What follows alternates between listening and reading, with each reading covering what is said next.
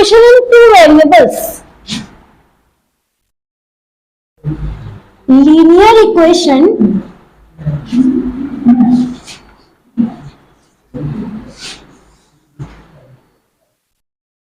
in two variables. इसे हिंदी में कहते हैं दो चर वाले रैखिक समीकरण। क्योंकि चर कितने हैं? दो। वेरिएबल्स कितने हैं? दो। Two variables. वेरिएबल्स कितने हैं? दो। चर संख्या कितनी है? दो। तो इस तरह के सभी इक्वेशंस में जो आपको वैल्यूज मिलेंगी, यानी जो एग्जैक्ट वैल्यूज मिलेंगी, वो भी कितनी मिलेंगी? दो। क्योंकि किसी भी, जब हम कोई भी समीकरण लिखते हैं या इक्वेशन लिखते हैं, उनमें चर संख्या जितनी होती है, यानी वेरिएबल्स की जितनी संख्या होती है, उतने ही नंबर ऑफ जीरोस हमें मिलते हैं। क्लियर होता है? चलिए सबसे पहले देखेंगे इसका जनरल इक्वेशन। इसका जनरल इक्वेशन होता है ax plus by plus c is equals to 0। ये अपने दिमाग में एकदम ऐसे कोएफिशिएंट से पेस्ट कर लेना, क्योंकि अगर आपको ये फॉर्मूला, मतलब ये लिखने का तरीका याद रहेगा, तो जब भी आपको जो भी रूल पढ़ाया जाएगा वहां पर आप हर रूल याद कर पाओगे। अगर आपको एक्सप्रेशन ही नहीं क्लियर होगा तो कभी भी रूल्स नहीं याद कर पाओगे। ठीक है? अब क्योंकि यहाँ पर एक कितनी इक्वेशन की बात हो रही है? Linear equation in two variables. तो हमारे पास वेरिएबल दो है, तो इक्वेशन भी कितनी लगेगी? दो। तो चलिए यहाँ पर लिख लेते हैं इसे a1x, और इसे कह देते हैं b1y, और इसे कह देते हैं c1। नेक्स्ट इक्वेशन क्या हो जाएगी? a2x plus b2y plus c2 is equals to 0। यही है आपकी linear equation in two variables. यहां तक क्लियर? क्लियर? ठीक है। अब इक्वेशन की मैं बात करूं तो इस इक्वेशन को हम तीन अलग अलग मेथड से सॉल्व करते हैं, जो आपकी एनसीईआरटी में भी गिवन है। सबसे पहला मेथड है दैट इज ग्राफिकल मेथड, दूसरा मेथड है सब्स्टिट्यूशनल मेथड, तीसरा मेथड है एलिमिनेशन। सब्स्टिट्यूशन, एलिमिनेशन और ग्राफिकल, तीन मेथड से हमें पढ़ना है। ठीक है? तो एक एक करके सारे मेथड डिस्क्राइब करती हूं। ग्राफिकल मेथड को जब हम आगे और एनहांस करेंगे तो ग्राफिकल मेथड में बताया गया है, ग्राफिकल मेथड से इस इक्वेशन का, इस एक्सप्रेशन को दो तरह से सॉल्व किया जाता है, यानी इसके दो प्रेजेंटेशन होते हैं।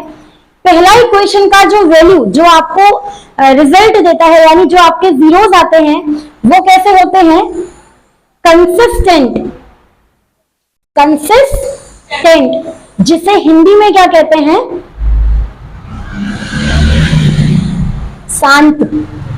पढ़ा है? ये टर्म पढ़ी है? शांत, यानी consistent. Second one is inconsistent. Inconsistent जिसे कहते हैं अशांत। ठीक? यहां तक क्लियर होता है? कोई भी लीनियर इक्वेशन अगर आपको वैल्यूज दे रहा है, यानी कि जीरोस दे रहा है, उसके जीरोस आप निकालने के लिए केपेबल हैं, तो वो इक्वेशन कैसी होगी? आपकी कंसिस्टेंट होगी, यानी कि शांत होगी। अगर वो वैल्यू आपकी इक्वेशन के जीरोस देने में केपेबल नहीं है, यानी हमें कोई भी सॉल्यूशन नहीं मिलता, उस केस में वैल्यू कैसी होगी? इनकंसिस्टेंट होगी, जिसे हम अशांत कहते हैं। यहां तक क्लियर है? सभी को क्लियर है? आगे चलो। इस कंसिस्टेंट को वापस से ब्रेक किया गया दो भाग में। या तो वो एग्जैक्टली वन सॉल्यूशन देगा, या तो वो बहुत सारे सॉल्यूशंस देगा। ठीक है? या तो वो एग्जैक्टली वन सॉल्यूशन देगा, या तो वो बहुत सारे सॉल्यूशन देगा।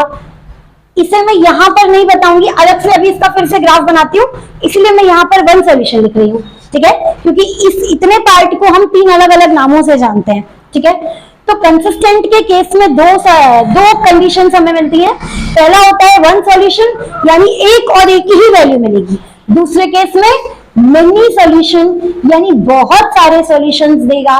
ठीक है, अब क्योंकि ये बताया ही मैंने कि जब आपको सॉल्यूशन मिले ही ना, तो उसे हम क्या कहेंगे, नो सॉल्यूशन। इस केस में कोई भी सॉल्यूशन नहीं मिलेगा। क्या यहां तक क्लियर है? एकदम अच्छे से आगे बढ़ जाएं। चलिए, तो शुरू करेंगे हम सबसे पहले कंसिस्टेंट।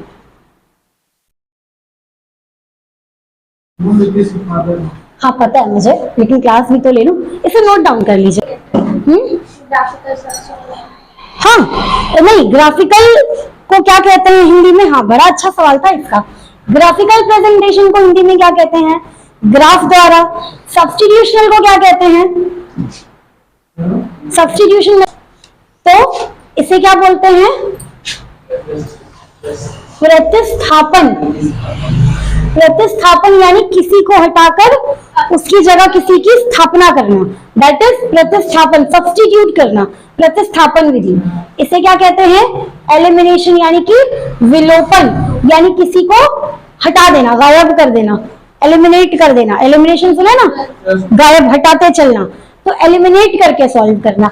एक और मेथड है जो कि एनसीईआरटी में कुछ सीबीएसई बोर्ड से या कुछ बोर्ड से कट हो गया है, जिसका नाम है क्रॉस, नीचे लिख देती हूं, क्रॉस मल्टीप्लिकेशन मेथड, जिसे हम कहते हैं, क्या नाम बताया अभी? मस्त नाम है, याद रख लेना, व्रज गुणन विधि। याद रहेगा? चलिए, नहीं, ग्राफिकल को ग्राफ ही कहते हैं, ग्राफ द्वारा, इसको ग्राफ द्वारा ही कहते हैं, इसको प्रतिस्थापन कहते हैं, इसको विलोपन कहते हैं, और इसको व्रज गुणन।